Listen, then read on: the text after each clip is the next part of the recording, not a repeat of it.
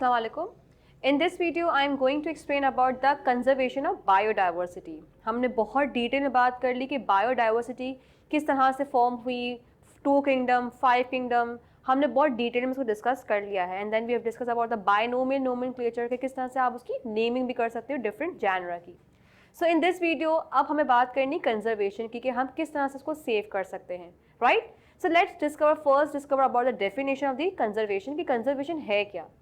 The way of caring, saving the species inhabit on earth from danger. आपको ये species की caring करनी है, इसको सिंपल सेव करना है from their predators, from different danger से आपको सेव करना है. That is known as conservation.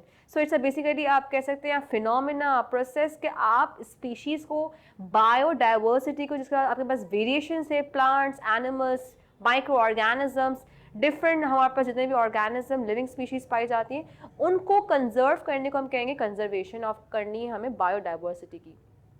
इसके बहुत सारे रीजंस आपको मिलते हैं, मल्टीपल रीजंस हैं और इसकी खुद की बहुत सारी इंपॉर्टेंस भी है.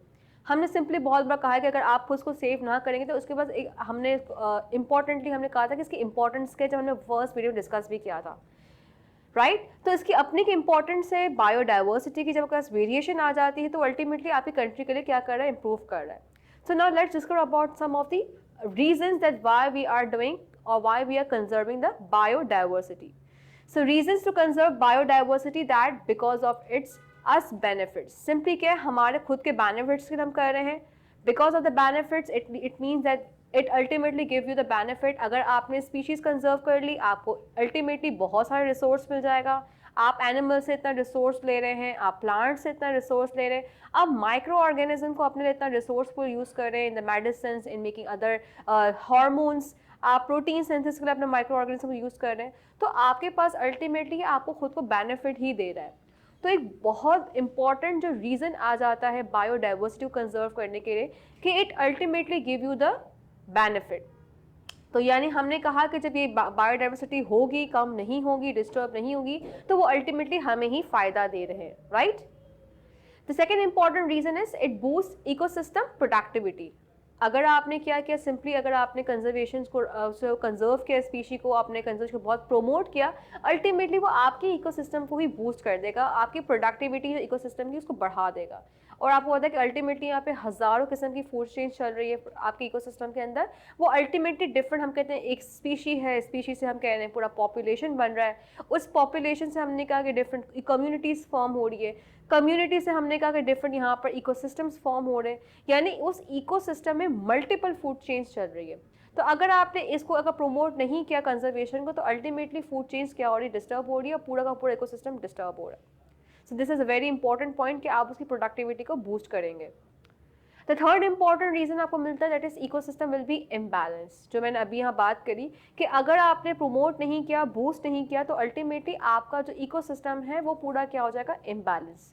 फॉर एग्जाम्पल हम एक फूड चेन कंसिडर कर लेते हैं यहाँ पर कि यहाँ पर एक ग्रास है, उस पर जो है बहुत सारे ग्रास हॉपर्स फीड ऑन कर रहे हैं और उस ग्रास हॉपर से बहुत सारे हम कह रहे हैं डिफरेंट कार्निवोर्स फीड कर रहे हैं, जिसमें आपने स्नेक एग्जाम्पल ले ली और उससे बहुत सारे स्नेक में बहुत सारे अदर हम कहते हैं डिफरेंट कार्निवोर्स फीड ऑन कर रहे हैं, जिसको हमने कह लिया मेनली हॉक कह दिया हमने यहाँ पर.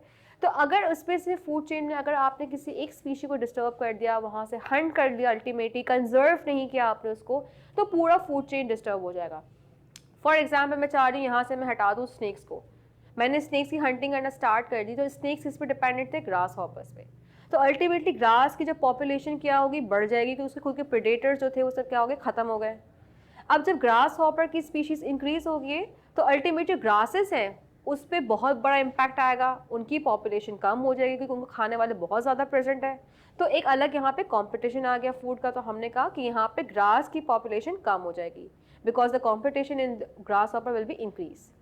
अब हॉक की स्पीशीज क्या हो रहा है, अल्टीमेटली जो हॉक है उनकी अल्टीमेटली पॉपुलेशन कम हो जाएगी बिकॉज वहाँ पर उनके लिए फूड अवेलेबल ही नहीं है जो उसमें स्नेक पे फीड ऑन कर रहे थे.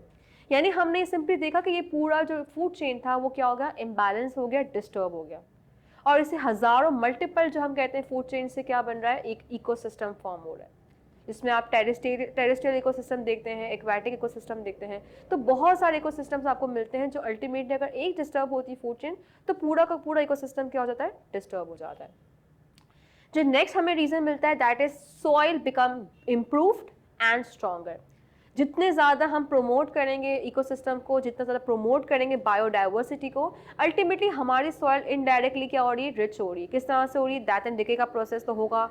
एक प्रॉपर नेचर ने यहाँ पर एक साइकिल फॉर्म की है, वो अपना कंप्लीट अपना लाइफ स्पैन कंप्लीट करेंगे, सॉइल में जाके बड़ी हो जाएंगे।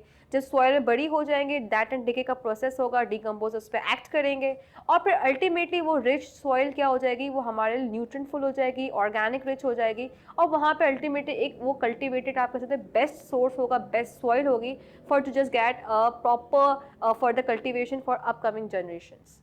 तो ये पूरा एक साइकिल है, हर चीज़ इंटरलिंक्ड है। तो these were the importantly some of the reasons I have share over here about the conservation of biodiversity. Thank you so much. अल्लाह हाफ़िज़।